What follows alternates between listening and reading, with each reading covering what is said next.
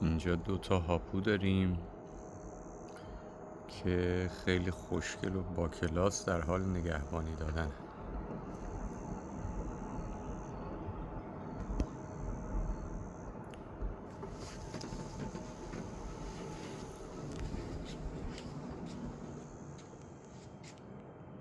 آفرین به شما 2. آفرین به سالی خانوم، آفرین به چیلی خانوم. خیلی حواسشون جمعه، خیلی هاپوهای خوبی هن.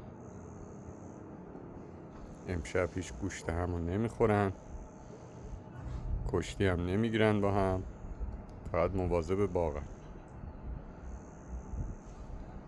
چیلی که تازه مواظب نونش هم هست، گذاشته اونجا بغل دستش هیچکی نبره.